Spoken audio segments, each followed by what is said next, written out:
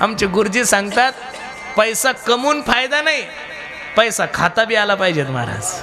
पैसा असून फायदा नाही, पैसा खाता बी आला पाहिजेत. खाता आला म्हणजे त्याच्या सुखसुविधा घेता आल्या पाहिजेत. काही एवढा पैसा आहे पण एवढे कळकटेले महाराज अजून घरी टॉयलेट नाही, त्यांचा काय फायदा आहे का? त्या चाटायचं का त्या पैशाला? म्हणून पैसा कमवा पण पैशाचा उपभोग सुद्धा घ्या. आणि ज्याच्या अंतःकरणामध्ये लोभ नाहीये अशाला साधू म्हणा. आता बहुतांशी लोभ नाही असा माणूस तर जगात सापडत नाहीये. एक वेळेचा प्रसंग आहे. एक माणूस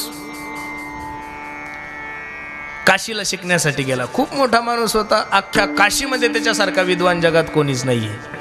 अख्ख्या पंडितांवर त्याने विजय मिळवला. 12 वर्ष अध्ययन केलं. एवढा त्याने सगळ्या लोकांनी सांगितलं की तुझ्यासारखा पंडित कोणीच नाहीये. त्याने विचार केला 15 वर्ष झाले, चला आता घरी जाऊ. लग्न झालेलं होतं. नवरा येणार आहे हे बायकोला कळल्यानंतर तिला कळालं की त्यानं भारतातल्या सगळ्या पंडितावर विजय मिळवलाय. हिनंच मस्त ताट बीट तयार केला औक्षण करावं म्हणून. आणि हा दारात हिनं पहिला गंध वगैरे लावला, औक्षण केला, आरती ओवाळली. आणि हा घरात येणार. हिने विचारलं का हो मालक काय ग, अख्ख्या भारतातल्या महाराज लोकांना हरवलं तुम्ही, अख्ख्या भारतातल्या पंडितांना हरवलं. माझा एक छोटासा प्रश्न आहे हो. हा हसायला लागला. ग वेडे, मोठे मोठे वेदांताचार्य, मोठे मोठे संगीत तज्ञ, मोठे मोठे विशारद माझ्या पुढं घाम फुटतात आणि तू काय ग मला प्रश्न विचारणार वेडे? नाही एक छोटासा प्रश्न आहे म्हणे. सांगा ना. म्हणे पापाचा बाप कोण आहे सांगा म्हणे. हा म्हणे मी आता 15 वर्षांनी घरी आलो, पहिलं चहा पाणी नाही नाही नाही असं करा म्हणे, पहिलं पापाचा बाप सांगा तरच घरात या, नाही तर नदीवर झोपा म्हणे. तसंच होतं महाराज. मनुष्य अख्ख्या भारतावर विजय मिळवल पण घरी गेल्यानंतर बायको अजिबात नाही. किती विद्वान कीर्तनकार असू द्या महाराज, पार लगे न्याय तुम्हाला कीर्तनात गप्पा मारल. अहम ब्रह्मास्मी तत्वमशी प्रज्ञानम ब्रह्म. ब्रह्माच्या गप्पा कीर्तनात करताना घरी गेले बायको म्हणते भोप्या अहम ब्रह्मास्मी. नो चॅलेंज आहे महाराज. यानं विचार केला काय बावळट बायको आहे. 15 वर्षांना नवरा घरी आलाय नाही का? नाही नाही नाही नाही नाही. नदीवर बसलं, गाडीभर ग्रंथ पाठ केले होते त्यानं. सगळे ग्रंथ पाहायचं. पापाचा बाप कोण, पापाचा बाप कोण, पापाचा बाप कोण. संध्याकाळचे 7 वाजले पण पापाचा बाप काही सापडे ना. एक वेश्या गंगेवर स्नानासाठी आली. तिनं पाहिलं भारतातला सगळ्यात मोठा पंडित डोक्याला हात का लावून बसलाय. तिनं संस्कृतमध्ये विचारलं कथम रोदिशी विप्रत्वम काते चिंता बलियशी वदत्वम सत्वरम मय्यम स्वस्य दुःखस्य कारणम. काय रडायला का चिंता तू रे? तू म्हणी तू शरीर विक्री करणारी वेश्या, तू तुझं काम कर, कामाला ताण देतीस. अहो पंडित बाबा, अहो सांगा माझी काही मदत लागत असेल तुम्हाला. तू काय मदत करणार मला? अहो पण तरी सांगा ना. काय नाही ग म्हणे, मी भारतातला सगळ्यात मोठा विद्वान माणूस आहे. घरी गेलो 15 वर्षांनी. घरी आल्यानंतर बायकोने मला दारातच प्रश्न केला पापाचा बाप सांगा तरच घरात या, नाही तर नदीवर झोपा. वेश्या हसायला लागली म्हणे एवढं सोपं उत्तर मी देते म्हणे. याचा जीवात जीव आला बाबा, जाऊ द्या. वेश्या काशीन पण प्रश्नाचं उत्तर भेटतंय. पण वेश्या म्हणे हे बघा प्रश्नाचं उत्तर देते पण त्यासाठी तुम्हाला माझ्या घरी यावं लागल. हा म्हणला अगं अख्ख्या न्यूजवर माझं नाव आहे की मी भारतातला सगळ्यात मोठा पंडित आहे आणि तुझ्या घरी आल्यानंतर लोक काय म्हणतील? वेश्यानं हात जोडले. पंडित अजिबात मनात पाप नका आणू, माझ्या घरी या, फुकट नका येऊ, 10,000 रुपये देते फक्त या. याने विचार केला प्रश्नाचं उत्तरही भेटतं, दक्षिणाही 10,000 भेटती. दारात गेला त्या बाईला म्हणला अय प्रश्नाचं उत्तर दे ना. वेश्या आतून म्हणली 25,000 रुपये देते फक्त घरात या. हा म्हणला ग मी खूप चांगला माणूस आहे ग, नाव खराब होईल माझं, असं वेड्यासारखं नको. तुमच्या मनात अजिबात पाप येऊ देऊ नका, तुम्हाला प्रश्नाचं उत्तर देते आणि 25,000 देते. हा म्हणे मी घरात येणार नाही. वेश्या म्हणे जा मग. हा म्हणे जाऊ नाही जमणार नाही कारण पहिले 10 बुडतील. चला म्हणे थोडं पुढं सरको. हा घरात गेला. वेश्या म्हणली हे बघा 50,000 रुपये देते तुम्हाला. किती देते? 50,000 रुपये देते फक्त माझ्या हाताने एक घास खा. हा म्हणला अगं शरीर विक्री करणारी वेश्या तू, तुझ्या हातानं खाल्लं मला पाप लागल. अजिबात मनात पाप नका आणू, फक्त एक घास खा. 50,000 देते प्रश्नाचं उत्तर देते. तो म्हणला काही हरकत नाही. ती आत गेली न वाटीत काहीतरी आणलं खायला आणि यानं आ केलं. तोंडात घास घालणारीनं 2 कानाखाली ठेवून दिल्या त्या पंडिताच्या. पंडित खाली पडला. ती वेश्या म्हणली पंडितजी माझ्या प्रश्नाचं उत्तर मिळालं तुम्हाला? तो म्हणला नाही. म्हणे पंडितजी पापाचा बाप कोण आहे? लोभ आहे. कोण आहे? लोभ. 10,000साठी तुम्ही माझ्यासारख्या वेश्येच्या दारात आलात. 25,000 रुपयासाठी तुम्ही माझ्यासारख्या वेश्येच्या घरात आलात. 2 आणि 50,000 रुपयासाठी तुम्ही माझ्यासारख्या वेश्येच्या हातानं खायला तयार झाला. असा लोभ ज्याच्या अंतकरणामध्ये आहे, ज्याच्या अंतकरणामध्ये नाही, त्याला काय म्हणायचं? साधू. लोभ अहंता नये मना आणि जगी विरक्त तोची जाना. जो जगापासून विरक्त आहे तुकोबरायच्या अभंग पान. तुका म्हणे आम्हा एकांताचा ब्रह्मी ब्रह्मरस सेऊ सदा. तुका म्हणे आता ऐका हे वचन तेजोनियाजन. अजून प्रमाण घ्या. काळ सारावा चिंतने एकांतवासी गंगा स्नाने देवाच्या पूजने हो प्रदक्षिणा तुळशीच्या. काळ सारावा चिंतने एकांतवासी गंगा स्नाने देवाच्या पूजने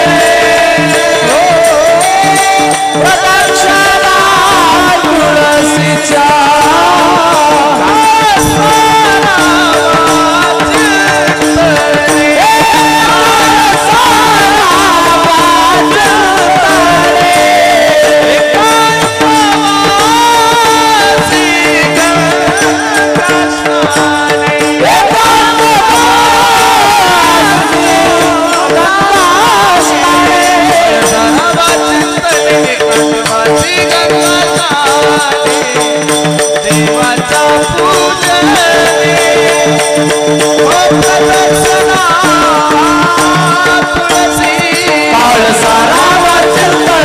तुळशीच्या.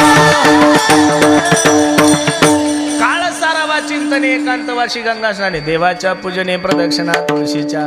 जसं एकांतात साधू संतांनी आपलं जीवन घातलं त्याला साधू म्हणा. काय? विरक्त तोची जाना. तुमचाही काळ आणि माझाही काळ थोडा तरी भगवंत चिंतनामध्ये ठेवा. तुका म्हणे भार घातली यावरी होईल काय वारी. तुम्ही देवावर विश्वास ठेवा. निश्चित माझा जगाचा मालक तुम्हाला या संसार रूपी समुद्रातून पार केल्याशिवाय राहणार नाही. एका माणसाची डोक्याची शिर ब्लॉकेज झाली. लक्ष देऊन ऐका. पुण्याच्या सगळ्यात मोठ्या महागड्या हॉस्पिटलमध्ये त्याला भरती केलंय. 4 तास ऑपरेशन झालं. ऑपरेशन थिएटरच्या बाहेर त्याला काढलं. डॉक्टरने बिल काढलं होतं 25 लाख रुपये. 70-75 वर्षाचा म्हातारा होता. 25 लाख रुपयाचं बिल पाहून जोऱ्या जोऱ्यात रडायला लागला. डॉक्टर माळकरी होता. ओ दादा,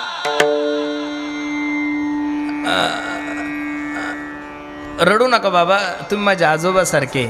हे 25 लाख रुपये जर तुम्हाला थोडे जास्त वाटत असेल ना, मी यातले 10 लाख रुपये कमी करतो. फक्त तुम्हाला माझी विनंती, तुम्ही रडू नका.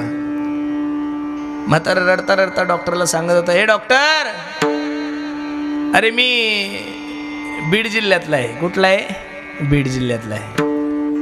केज मांजर सुंबा हवेवर माझी 100 एकर जमीन आहे रे. 50 एकर तो नुसता ऊस आहे. दरवर्षी 2 कोटीचं उत्पन्न होतंय मला. बर बर बर. तू जर 50 लाख बिल काढला असतं डॉक्टर, तरी मी 2 मिनिटात ते बिल पे केलं असतं. डॉक्टरला आश्चर्याचा धक्का बसला. एवढं जर म्हातारं श्रीमंत आहे, एवढा जर म्हाताऱ्याकडे पैसा आहे, मग म्हातारा असं का म्हणतंय? रडतंय का?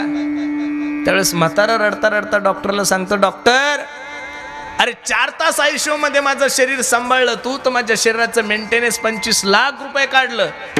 वयाच्या 75 वर्षापर्यंत माझ्या देवानं मला सांभाळलं रे, पण रुपयाचं सुद्धा मेंटेनन्स घेतलं नाही. दुःख माझ्या. ज्यानं तुमच्यासाठी वेळ दिलाय त्याच्यासाठी तुम्ही द्या. जेने हा जीव दिला दान, तयाचे करीन जगत जीवन नारायण गायन गुण तयाचे. मायबाप, ज्या विश्व मालकाने तुम्हाला या जन्माला घातलंय ना, त्या विश्व मालकाच्या उपकारातून ऋणी होण्यासाठी त्याचं चिंतन करा. बाकीचे साधन तुम्हाला आम्हाला काय शक्य आहे महाराज? आपण कुठे एकांतात जाऊ शकतो, काही योग करू शकतो. आपण 2 तासात कीर्तनात बसलो तर रामदेव बाबाचे 42 आसनं करतो. एवढे तर आपले शरीर खराब झालेले. यातले जर अर्धे लोक तपासले तर अर्ध्याच्या तोंडात तंबाखू आहे, 30% लोकांच्या तोंडात गुटखा आहे, 20% लोकांच्या तोंडात सुपारी आहे. महिला मंडळी जर तपासले तर अर्ध्याच्या वर तोंडात सुपारी आहे. आणि काय आपण काम आणि क्रोध आणि लोभ सोडणार आहे? हे सोडून द्या, फक्त भगवंताचं चिंतन करा. महाराज माझी बाकी काही इच्छा नाही गड्यांनो. एवढा सुंदर तुम्ही सप्ताह केला ना, मी एक भीक मागतोय तुमच्या दरबारामध्ये. लक्ष देऊन ऐका. आमच्या इंगळे दादांनी एवढं सुंदर नियोजन केलं, त्यांच्या नियोजनाला तर माझा सलाम आहे महाराज. 24 तास अन्नदान आहे. सकाळी 10 वाजेपासून रात्री 11 वाजे लोक जे जया पाहिजे ते आहे रे. बस अन्नदानही आहे आणि ज्ञानदान सुद्धा आहे, कथा सुद्धा आहे. लक्ष देऊन ऐका. या एवढ्या मोठ्या सप्ताहामध्ये फक्त पदरात माझ्या एक दान टाका. तुम्ही म्हणसाल काय दान आहे? तुम्ही जेवढे काही मायबाप आले, उद्यापासून संकल्प करा की दररोज कमीत कमी न चुकता 11 माळी तरी रामकृष्णारी या मंत्राचा जप करू. निश्चित आपला सप्ताह सार्थक झाल्याशिवाय. हे मी म्हणतोय असं नाही. विनवितो सकळ जना कर जोडून थोर लहाना, दान इतुले द्या मज दिना म्हणे तुकया बंधू. राम म्हणा गा राम राम स्मरादी, लाहो करा गाठ घाला मुळबंदी, सांडा वाहू घ्या उपाधी, लक्ष लावून राहा गोविंदी गा. बाकीचं तर साधू संतांनी एवढ्या सबसिड्या दिल्या महाराज. तुम्हाला काय सांगायचं पहा.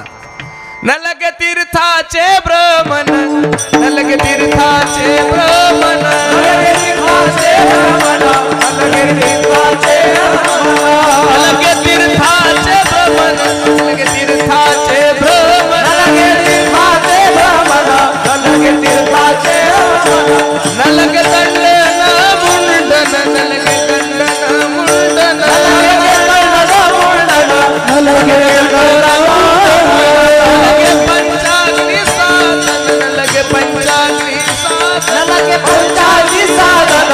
लगे पंचाग्नी साधना, तुम्ही आठवा मधुसूदना,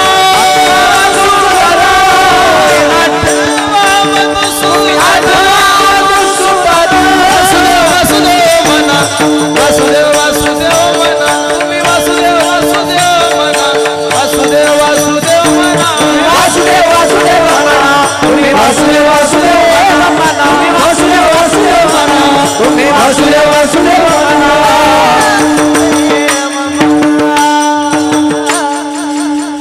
सांगतात हीच माझी विनवणी, जोडणी या कर दोन्ही, शरण एका जनार्दनी, तुम्ही वासुदेव म्हणा अनुदिनी. म्हणून एवढा सुंदर नरदे तुमच्याने माझ्या जीवनात प्राप्त झालाय. इथं जेवढे काही माझ्या आई बहिणी आलेल्या मायांनो, खोटं बोलू नका, फक्त खरं सांगा. एखादी तरी माय माऊली तर अशी असेल नऊ, तिचा नवरा दारू पित असेल, हात वर करा बरं.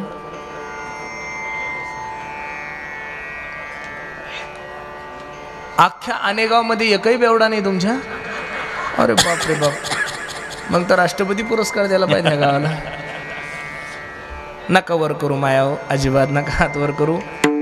इथं चॅनल चालू आहे, तुम्ही हात वर करायला जासाल ते बावळ इकडं बसेल असेल. मी कीर्तन संपल्यावर निघून जाईल, ते तुम्हाला हानत हानत घरी नेईल. मग खरं सांगा, तुम्हाला असं वाटतं की नाही माया तुमच्या नवऱ्यानं दारू सोडावी? मान सुद्धा नका आलो तुम्ही. मी मानसशास्त्राचा तज्ञ नाही. कोणत्या बाईचा नवरा दारू पितो चेहरा पाहून सांगू शकतो मी. कोण माणूस पैसे घेतले की देत नाही परत, चेहरा पाहून सांगू शकतो. कोण माणूस हलकट आहे चेहरा पाहून सांगू शकतो. दररोज माणसं आहेतच ना मी. तुम्हाला असं वाटतं की नाही तुमचा नवरा दारू सोडावी? हां, तुमचं लेकरू म्हणून सांगतो मायानं. फक्त घ्या याच्यात. मी काही बागेश्वर धाम नाही, काही मी पर्ची पाहत नाही, काही भोंदूगिरी करत नाही. एकदम साधा माणूस आहे, ओपनली बोलतोय तुम्हाला. तुमचा नवऱ्यानं दारू सोडावी असं जर तुम्हाला वाटत असेल तर मी सांगतो त्या मंत्राचा फक्त आणि फक्त 2 महिने श्रद्धेनं जप करा. मी नारदाच्या गादीहून सांगतो, तुमच्या नवऱ्यानं जर नाही दारू सोडली तर हा पुरुषोत्तम पाटील कीर्तन करायचं सोडून दिली, एवढी ताकद भगवंताच्या नामामध्ये. काही काही मायमावल्या म्हणतील भाऊ बाकीचं राहू दे, मंत्र सांग. बरं, मी काही दुसऱ्या संप्रदायाचा माणूस नाही. आमच्या संप्रदायात फक्त एकाच मंत्राला किंमत आहे, बाबाजी आपुले. आणि मंत्र दिला रामकृष्णारी. ऐका मायाव, प्रत्येक मायमावलीला स्वयंपाक करायला 1 तास लागतो मायाव. किती वेळ लागतो? चपाती भाजी भात वगैरे करायला किती वेळ लागतो मायाव? मला दिसत नाहीये तुम्ही, मी अंदाजी बोलतोय तुमच्याकडे पाहून. म्हणजे मला अजिबात असं पुढचं जास्त काही दिसत नाही, अंधक अंधक दिसतंय. किती वेळ लागतो माया हो? स्वयंपाक करता का तुम्ही? हां, मग स्वयंपाक करायला किती वेळ लागतो? चपाती भाजी भात करायला किती वेळ लागतो? उद्यापासून करून पहा. 1 रुपया ॲडव्हान्स घेत नाही आणि गुण आल्यावर सुद्धा रुपया नको. उद्यापासून स्वयंपाक करायला लागले की 1 तास फक्त तोंड बंद ठेवायचं आपलं, कोणाला बोलायचं नाही. 1 तास स्वयंपाक सुरू झाला की रामकृष्ण हरी, रामकृष्ण हरी, रामकृष्ण हरी, रामकृष्ण हरी. असं जर 1 तास भजन केलं तर 5000 वेळेस नामस्मरण होतं. मायाव किती वेळेस होतं? किती? 5000 वेळेस. आणि स्वयंपाक तुम्हाला 2 टाईम करावा लागतो, सकाळचा एकदा आणि संध्याकाळचा एकदा. मग सकाळचं 5000 आणि संध्याकाळचं 5000. नामस्मरण किती झालं? बोला. 10,000 नामस्मरणाचं पुण्य ज्यावेळेस त्या जेवणात जाईल, ते जेवण आणि तो काय होईल? काय होईल? बोला. प्रसाद होईल. काय होईल? आणि तो प्रसाद तुम्ही 1 नंबरच्या बेवड्याला फक्त 2च महिने खाऊ घाला. किती? त्यानं जर नाही दारू सोडली तर मी कीर्तन करायचं सोडून दिली. एवढी ताकद भगवंताच्या नामामध्ये. तशी दारू कशानं सुटत नाही बरं माया हो? लोक म्हणतात इंजेक्शनानं दारू सुट्टी. कोण म्हणतो तुम्हाला? आमच्या गावचे बेवडे क्रुझर भरून गेले त्या मुंबईकड. अहो हे पेतच गेले तिथपर्यंत. अण्णा 50,000चं इंजेक्शन टोचून पेतच घरी. आणि जर समजा इंजेक्शनानं दारू सुटली असती असं म्हणायला काय हरकत आहे? तर इथं बसणाऱ्या माझ्या प्रिय बेवड्यांनो, तुमच्या बायकोन तुम्हाला झोपीत इंजेक्शन दिले असते. मेल्या दारू पेतो तू दिले असते पोचून. म्हणून काय नाही होत देवाचं चिंतन फक्त करून पहा. महाराज सांगतात तुटे भव रोग संचित क्रियामान. अजून प्रमाण घ्या. तयाच्या चिंतने निरसेल संकट. तयाच्या चिंतने निरसेल संकट. तयाच्या चिंतने निरसेल संकट.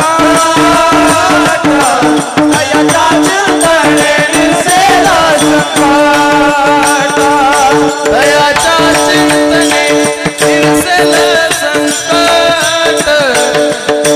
तयाच्या चिंतने निरसेल संकट. दयाच्या चिंतने निरसेल संकट.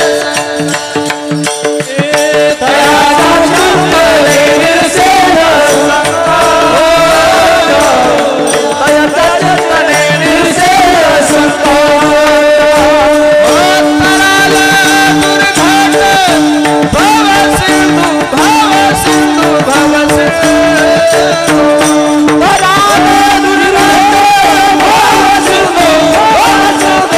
भव सिंधू.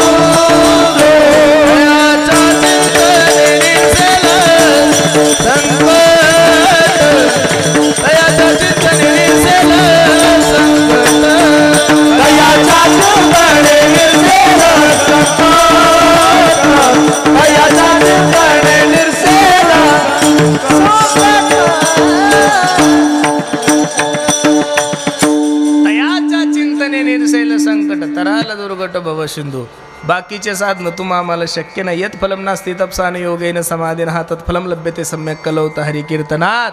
कलियुग केवल नाम आधारा. सुमिर सुमिर नर उतरही पारा. कलियुगा माझी जेने नारायण देईल भेटी. भगवंताचं चिंतन करा. भगवंताचं चिंतन केल्यानंतर निश्चित तुमच्या आणि माझ्या जीवनातलं दुःख निवारण झाल्याशिवाय राहणार नाही. मी तुम्हाला हा विषय कुठून सांगत होतो? जो विरक्त आहे, साधूचे लक्षण सांगत असताना सांगितलं लोभ अहंता नाही म्हणा जगी विरक्त तोची. जो जगापासून विरक्त आहे त्याला साधू म्हणा असं मुक्ताई ज्ञानदादांना सांगते की संत तोची जाना जगी. दया क्षमा ज्याचे अंगी. लोभ अहंता नाही म्हणा जगी विरक्त तोची जाना. विठोबा रखुमाई. जय जय विठोबा रखुमाई. विठोबा रखुमाई. विठोबा रखुमाई. विठोबा रखुमाई. विठोबा रखुमाई. विठोबा रखुमाई. विठोबा रखुमाई. विठोबा रखुमाई. विठोबा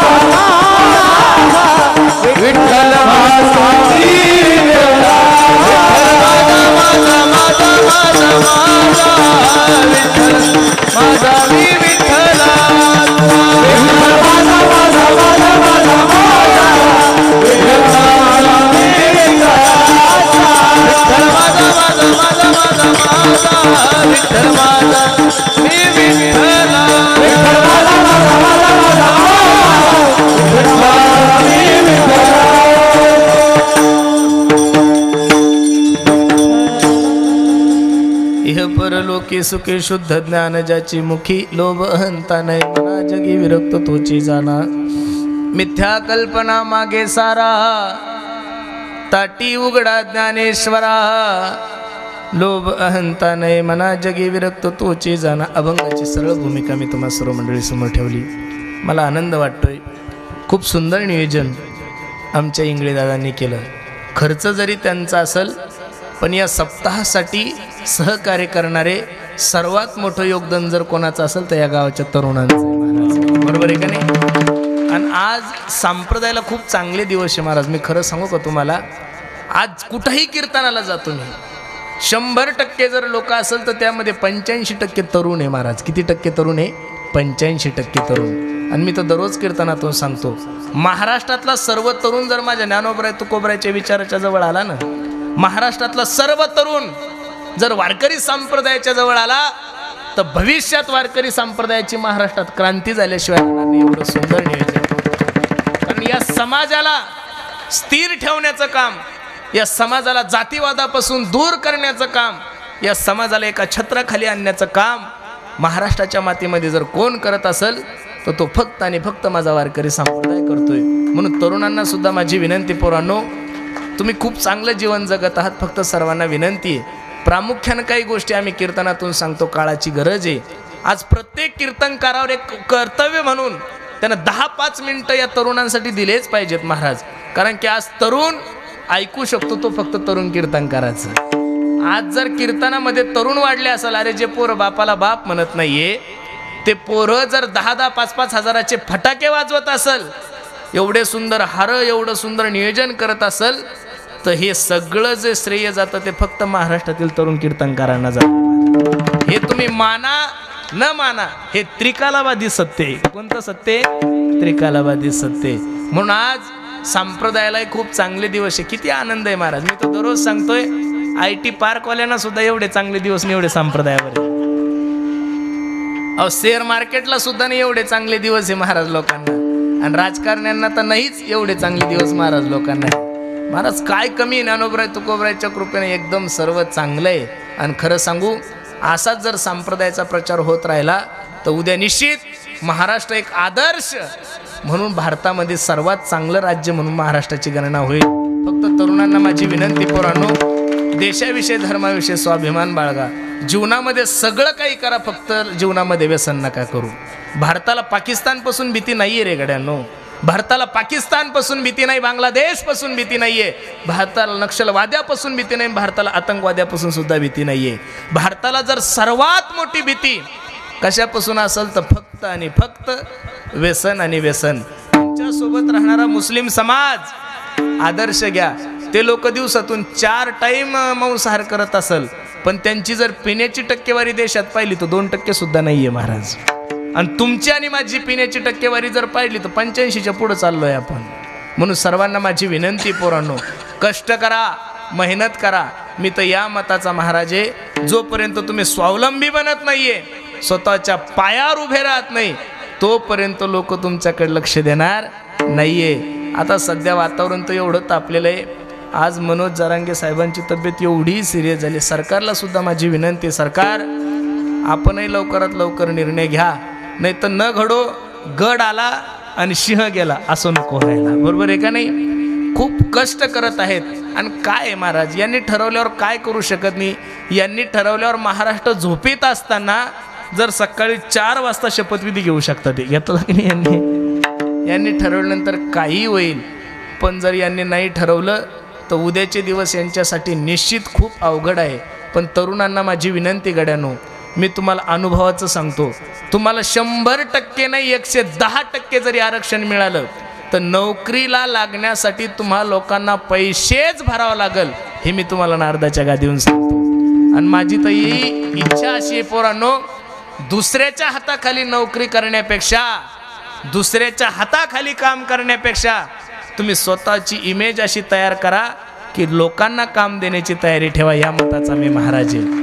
नोकरीला सगळेच लागतील असं नाही. प्रत्येकाने उद्योग धंदे करा, व्यवसाय करा. अरे UP बिहारचे लोक तुमच्या गावाला येऊन पाणीपुऱ्या विकून त्यांचा दररोजचा टर्नओव्हर 10-15 हजाराचा आहे. राजस्थानचे स्वीट मार्टवाले तुमच्या महाराष्ट्रात येऊन त्यांचा दररोजचा टर्नओव्हर लाख लाख 1.5 लाख रुपयाचा आहे, ते जर बाहेरच्या राज्यात येऊन महाराष्ट्रात येऊन जर एवढा चांगला व्यवसाय करत असेल तर तुम्ही बाकीचे नका करू, पण 5 एकर जमीन आहे तुम्हाला, 5 म्हशी घ्या, दिवसभर म्हशी ओळा, संध्याकाळचं दूध काढा, तालुक्याच्या ठिकाणी घेऊन जा, घर बसल्या तुम्हाला 40 ते 50 हजार महिना पडेल.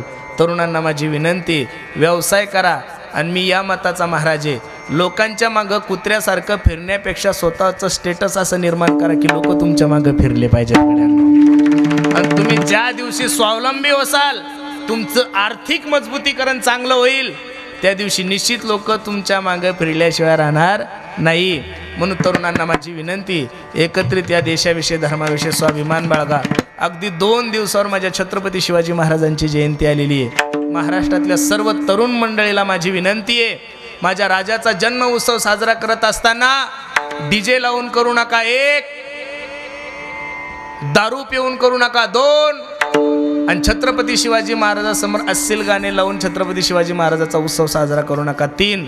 तसं तर महाराष्ट्रामध्ये 85% मुलांनी डीजे लावणं सोडून दिलं. याचं कारण त्यांना मार्गदर्शन महाराष्ट्रातल्या सर्व तरुण कीर्तनकाराचं आहे. महाराज तुम्ही थोडा सर्वे केला तुमच्या लक्षात येईल. परवा दिवशी एक PSI मला भेटले, म्हणे महाराज तुम्ही कीर्तनकार झाल्यापासून शिवजयंतीचा आम्हाला ताणच राहिला नाही म्हणे. नाही तर शिवजयंती म्हणली की पोलिसांचा सर्वे आता गरजच नाही राहिली. आणि मी याही मताचा महाराज नाही की शिवजयंतीला तुम्ही आमचे कीर्तन ठेवावे, या मताचा मी मुळीच महाराज नाही. नका कीर्तन ठेवू, पण 19 फेब्रुवारीच्या दिवशी सगळे गावातील तरुण एकत्रित या, न डीजे लावता, न गाणे लावता, न मिरवणूक काढता, सर्व गावातले तरुण एकत्रित या. आणि त्या दिवशी जर तुम्ही तुमचं गाव स्वच्छ केलं तर मला तरी असं वाटतं याच्यापेक्षा माझ्या छत्रपती शिवाजी महाराजाची दुसरी जयंतीच नाही. प्रॅक्टिकली जगायचं शिका. अरे आपल्या राजा, मला त्या दिवशी एका महात्म्याने सांगितलं, म्हणे महाराज या देशामध्ये हजारो राजे जन्माला आलेले, याच्या नंतरही जन्माला येतील, याच्या अगोदरही जन्माला आलेले, पण छत्रपती शिवाजी महाराजासारखा राजा परत या विश्वामध्ये जन्माला येणार नाही. याचं कारण, ज्या राजासाठी लोक हसत मरण स्वीकारत होते, इथं 500-500 रुपयावर लोक मॅनेज व्हायला लागले. इथं मंत्रिपदासाठी लोक पक्ष सोडायला लागले. आणि माझ्या छत्रपती शिवाजी महाराजासाठी लोक सहज प्राण द्यायला तयार होते. महाराज शिवा काशीद यांचं प्रकरण तुम्हाला माहित आहे, सर्वांना चरित्र ज्ञात आहे. त्याला माहित होतं मी राजाच्या जागेवर गेलो तर माझा प्राण जाणार म्हणजे जाणार, तरी राजाला विनंती करत होता, राजा ओ महाराज मला एकदा संधी द्या हो. मरण कोणी मागून घेत असतं का महाराज? अरे ज्या राजासाठी मावळे मरण मागून घेत होते, असा राजा या विश्वाच्या पाठीवर जन्माला येणार नाही. म्हणून ताका महाराष्ट्र मोठ्या प्रेमानं म्हणतोय, हा माझ्या राजाचं नाव गाजते, गड किल्ल्याच्या दगडावर आठवण येते मना मनातून भगवा झेंडा दिसल्यावर. जात पातना धर्म पाहिला जगला माणुसकीवर, पुन्हा जन्म घ्या अशी इच्छा शिवभक्ताच्या हृदयावर. हो माझ्या देवाचं नाव गाजते, गड किल्ल्याच्या दगडावर. एकच राजा इथे जन्मला शिवनेरी किल्ल्यावर. हो माझ्या देवाचं नाव गाजते, गड किल्ल्याच्या दगडावर. अशा पवित्र राजाचे वारसदार आहोत आपण. कोणाचे वारसदार आहोत? अरे आंडू पांडू लोकांचे वारसदार नाही रे आपण, छत्रपती शिवाजी महाराजांचे वारसदार आहोत. धर्मवीर संभाजी राजांचे वारसदार आहोत. अहिल्याबाई होळकरांचे वारसदार आहोत महाराज आपण. झाशीची राणी लक्ष्मीबाई यांचे वारसदार आहोत. भगतसिंग राजगुरू यांचे वारसदार आहोत. म्हणून सर्वांना माझी विनंती आहे, आदर्श ठेवायचा असेल तर राजाचा ठेवा. सर्वांनी देशाविषयी धर्माविषयी स्वाभिमान बाळगा. आज किती बहुसंख्येनं लोक तुम्ही उपस्थित आहात. असेच जर देशासाठी हिंदू धर्मासाठी जर एकत्रित उभे राहिले तर भविष्यात 5 वर्षात हा भारत देश हिंदू राष्ट्र झाल्याशिवाय राहणार नाही. फक्त सर्वांना काय करावं लागेल, एकत्रित यावं लागेल. म्हणून प्रत्येकाला माझे हात जोडून विनंती, देशाविषयी धर्माविषयी स्वाभिमान बाळगा. तरुण पोरांना माझी विनंती, जीवनामध्ये व्यसन नका करू. दारू गांजा मत पियारो, अक्कल गुम हो जाती है, अपने पलों का दाम खर्च के मुंह में मिट्टी आती है. आणि सर्वात महत्त्वाची गोष्ट, प्रत्येकानं आपल्या आईवडिलाची सेवा करा. मी नेहमी सांगतोय, स्वामी तिन्ही जगाचा आई विना भिकारी, स्वामी तिन्ही जगाचा आई विना भिकारी. आई माझी मायेचा सागर, दिला तिने जीवनाला आकार. तळप त्याहून हात आणि रखरख त्या रानात, राहिली समाजासाठी तू ग कष्टाच्या घामात. कधी मिळेल मुठभर घास, कधी घडे तिला उपवास. ओल्या मातीतून चालताना तुडविले काट्याचे फास. आई माझी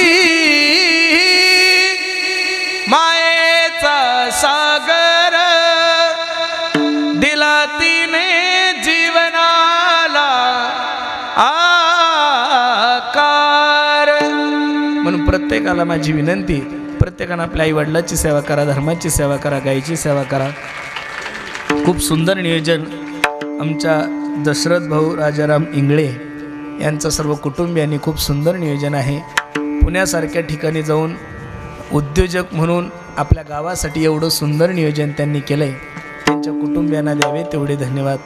ज्या परंपरेनं हा कार्यक्रम चालू आहे, आमचे प्रकाश महाराज बोधले यांची ही परंपरा आहे.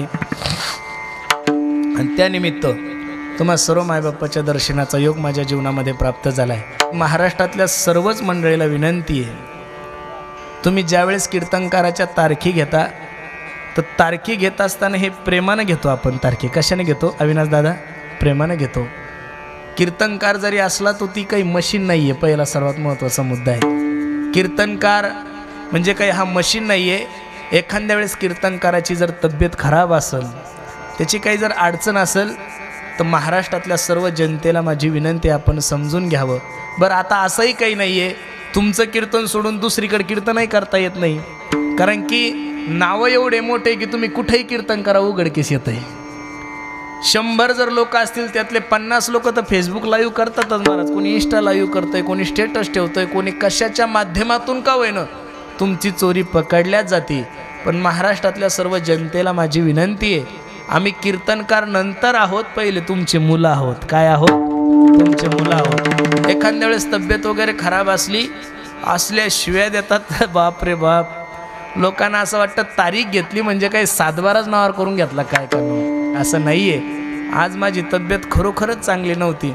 आमच्या अण्णाने सांगितलं, म्हणे महाराज तुम्ही नुसतं या, बरं आल्यानंतर दम निघत नाही ना, कारण ते व्यसन आहे ना महाराज, बरोबर आहे का नाही? आता मला तुमच्याकडं, तुम्ही जिथं समोर बसलेले मला दिसत नाही आहे. तुम्हाला जरी वाटत असेल मी तुमच्याकडं पाहतोय, फक्त हा अंदाजी टोला चालू आहे, बरोबर आहे का नाही? म्हणजे असं पाहिजे, अंधक अंधक दिसतंय. म्हणून सर्वांना माझी विनंती, खूप गोड नियोजन